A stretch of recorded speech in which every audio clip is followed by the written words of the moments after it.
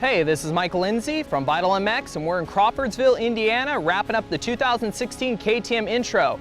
Last thing we decided to do while we were here is partake in KTM's XCF model line. That's their cross-country race bike, something they only sell here in the US, and they're basically off-road bikes, not as much for the enthusiast, but more for somebody that wants to race or take it a bit more serious. To kind of match up with that, instead of being bikes that have different suspension components, different compression ratios, thing to make them easier to ride, they're actually almost identical to the SXF line, other than a little bit of different tuning in the suspension, different mapping, 18-inch rear wheel, big tank, just a couple little things.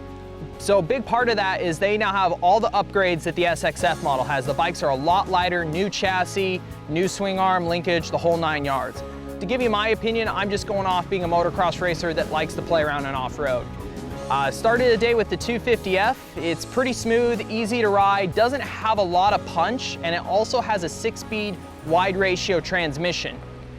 Because of this, for me, I don't like to go into first gear being a motocross guy, so it's a little weird on some of the tight stuff where you have to go all the way to first and it feels a little bit gutless, but it's an easy bike to ride. You can haul butt through the trees in this, it soaks up everything. Spent the next part of the day on the 450. The 450 was a little unusual for how tight in the area we were riding. It's the closest to a motocross model by the fact that it still has an MX transmission, so carrying second was easier for me. But at the same time, it has got a lot of power. It's a little bit hard to ride as tacky as it was. It could wear you out really fast. I could ride it well, and I had a lot of fun how fast you could go with it, but at the same time, it definitely took a lot to ride. You can't ride it as light as you do the other models, in and out, just let it kind of bounce between the trees and off the roots. You kind of have to hang on to it more and sit more to get to squat and track. To end things out, I spent my last run out with the 350. I mean, already in my head, I kind of figured it was going to be the best of both worlds. And for me, it was. It was more like riding the 250 where it was just real nimble. You could stay light on and let it float underneath you. With that extra bit of torque on the 350, it was really nice because I could just stay in second gear and just carry my momentum, and it was a lot easier to ride. It had a lot more pickup, a little bit more similar to a motocross bike for me. It doesn't feel like the 350 SXF. It feels like a 250 with a ton of torque.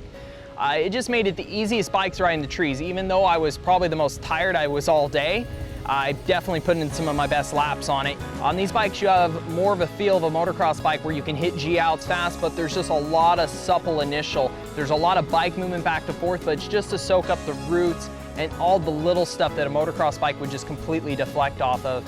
All the bikes are well balanced. The 450 definitely pushes the front more, coming through some of the tree roots into corners. The 350 and the 250 are a lot easier to stay light on and turn in on that stuff. Being a motocross guy, the bike that interests me the absolute most is the 350 XCF. It is the most similar to a motocross model for how it produces power, but it's also the easiest for me of the XCFs to ride. It would be the best all-around bike. If I were to buy one bike to do it all, that would be my choice.